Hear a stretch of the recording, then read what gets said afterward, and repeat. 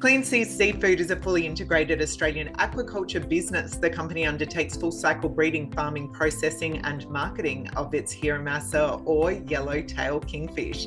Clean Seas Seafood's fish products are renowned amongst leading chefs and restaurants around the world for their quality. Clean Seas is recognised as a leader in sustainable Yellowtail Kingfish farming and is today the largest producer of aquaculture Yellowtail Kingfish outside Japan. Ahead of appearing at the AgFood conference, CEO Rob Gratton joins me. Rob, welcome to the Stock Network.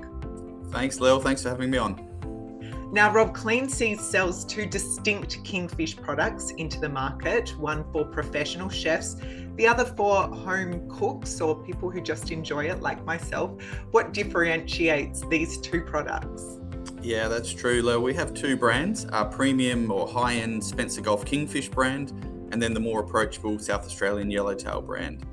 The great news about those products is they both utilise the same fish, so both have our Spencer Gulf provenance, our years of breeding, and really importantly, the benefits of growing a native fish in its natural waters. The difference between the two is down to the processing and the packaging.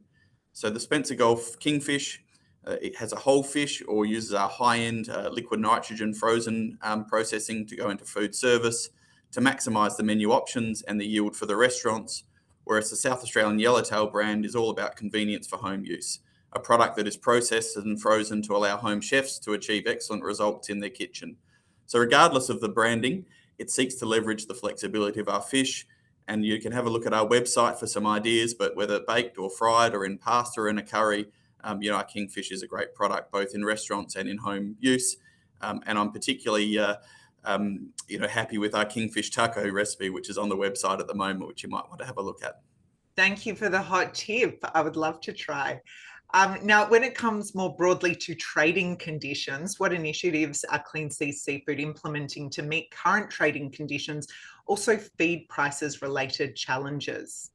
Yeah, look, there's no doubt we've seen a high level of competition and depressed prices for really all proteins, not just seafood.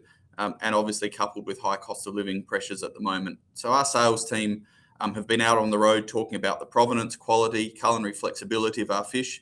And we think we've got a very good sales model. So our team are typically former chefs who can go out and talk to restaurants, wholesalers and buyers with real credibility, talking about the product, how to use it on the menu, and also how to maximise yield. So as a result, we've been able to maintain good prices and volumes, particularly in our domestic and fresh business.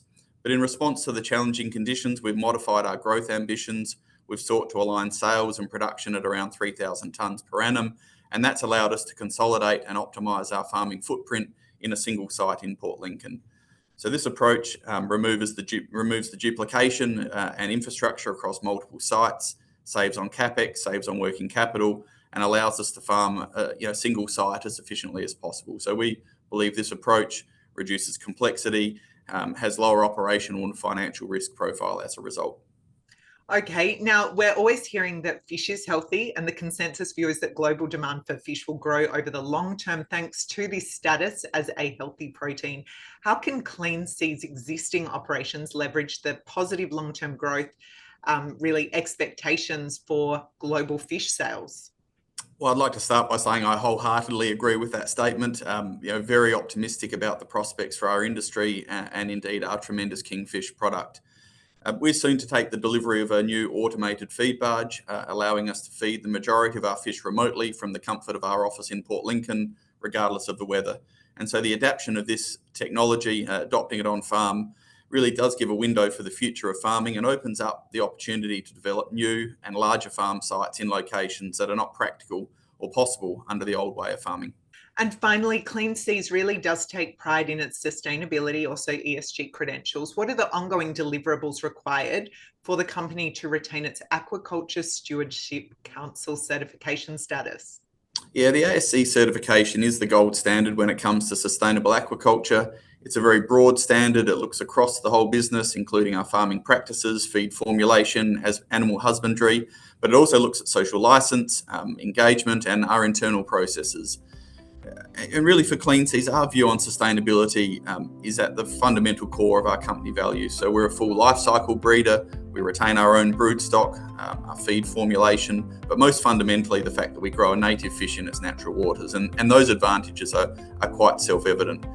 The other important point to note is the size of the body of water which we farm, over 20,000 square kilometres. So that's a huge benefit and huge tick mark for our farming practices when you look at other species and other industries around the world. Excellent. Well, Rob, thank you so much for the update to the company. I really appreciate that taco tip and hope you enjoy your presentation at the AgFood conference that's coming up. Thank you, Lil.